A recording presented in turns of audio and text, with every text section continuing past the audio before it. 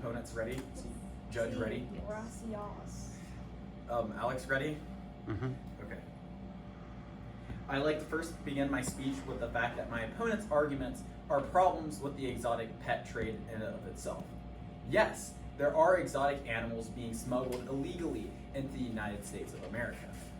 However, banning the ownership of an exotic pet in and of itself won't necessarily stop the illegal pet trade. If anything, it is likely to increase the level of the illegal exotic pet trade. And I'll explain why for this right now.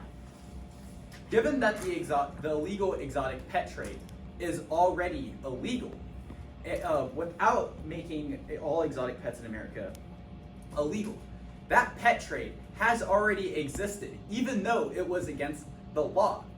And by banning legal exotic pet trades, we would likely increase the rate of illegal pet trades, as there is no legal option for those ownerships of exotic animals. And while yes, it would still be considered a crime to own an exotic animal, that doesn't necessarily mean a person can't technically own an exotic animal. And if we already had rules in place of exotic pet trades, and people have already found ways of getting past them, that doesn't necessarily mean that we would solve the problem altogether. This means that we would have less, I'll explain this point and then I'll get back to you. This means that it would be harder for us to regulate and make rules for the legal exotic pet trade, as the legal pet trade has already existed, even though it's been against the law. You had a question? So you said before that it would, in fact, increase it. However, we can also create that by making it illegal and make it harder for people to own an exotic pet. Making exotic pets illegal does make it harder for someone to own an illegal exotic pet, because obviously it'd be against the law. It's not necessarily like you could go buy an exotic pet across into your local exotic pet store anymore, because there wouldn't be there. I'm simply saying that people have already bought illegal exotic pets. For example, ferrets are still commonly smuggled into California, despite them being illegal. So making ownership of exotic pets isn't necessarily going to solve the problem of the exotic pet trade in the first place, as this means we'd have less regulation on exotic pet trade. I'll get back to you on a minute. I have some more stuff to go into. Okay. So my opponents had mentioned that, correct me if I'm wrong, but 76% of animals in the exotic pet trade die within a year, I believe. Is this correct? 72% die before they reach the market. 75% die within the first year. Okay. Given that 75% of those exotic pets die within the first year, they don't necessarily specify what makes the majority of those exotic pets. Those exotic pets can already be animals that have a short lifespan, things like hamsters. Now, whether or not this is relevant to the conversation, but if we include things such as crickets, mealworms, and other short-lived bugs, those already in themselves have a short lifespan and have a high failure rate once reaching pet stores. You have a question? So actually I have two, but I'll ask just one. Yeah. You said that we can't necessarily count on the ages for these lifespans of these certain animals. What about animals that can live upwards of over 100 years, like tortoises or things like birds or fish? What about animals that can live long periods of time? Are you saying that we should just disregard those facts? No, and that's actually a really good point. I was simply stating that we need to take into consideration what are the actual animals that are dying the quickest. And this is actually a great introduction to another one of my points. States already have the option of banning what exotic pets can and cannot be allowed. For example, ferrets in the state of California have been made illegal.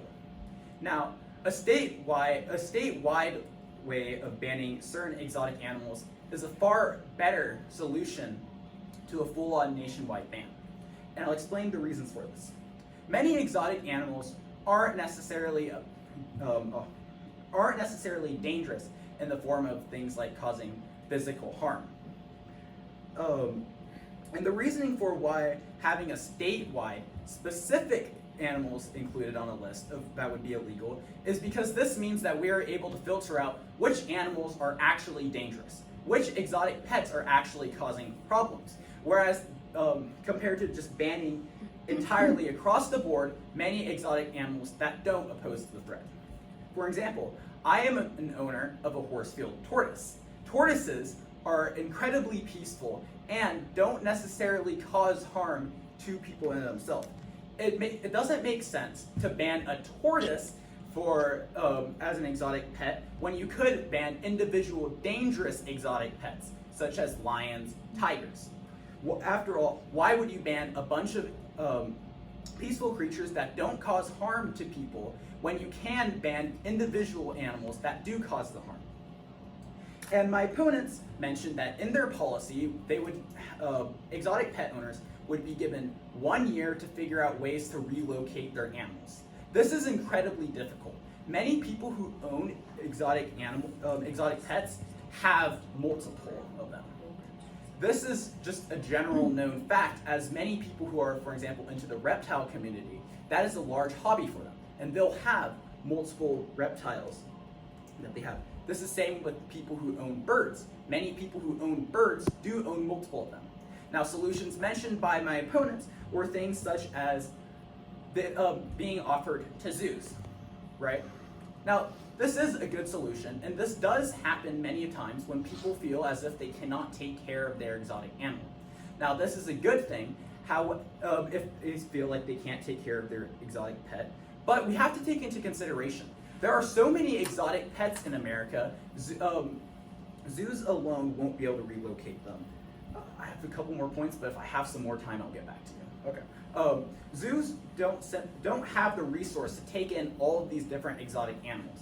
And while sure they might be able to take in some of them, the ratio of exotic animals doesn't necessarily make sense. For example, there might be a lot more bearded dragons compared to a rare species of iguana. So while it might be easier for some animals to be relocated to a zoo, other animals, where there's abundance of them, are entirely special to a zoo as there are so many of them, and we wouldn't necessarily be able to fix this problem itself. While ending off my speech, I'd like to mention a policy that was already proposed to the state of Florida in the year 2017. And this policy was to ban the pets of iguanas in the state of Florida, as iguanas were causing problems in Florida. However, they came to themselves into the conclusion in that policy that relocating all these iguanas would be hard. There are simply too much of them. So the solution that they had to create for these iguanas that can't be relocated is to be euthanized. However, you would then create, wait, do I have grace time? Mm-hmm. You would then create an abundance of euthanized animals that we would have to figure out things for. Animals that could have lived a better life as a pet rather than being put down for policies that can be implemented into America. And for these reasons, I re-urge a vote in the negation that this House would ban the owning of exotic pets.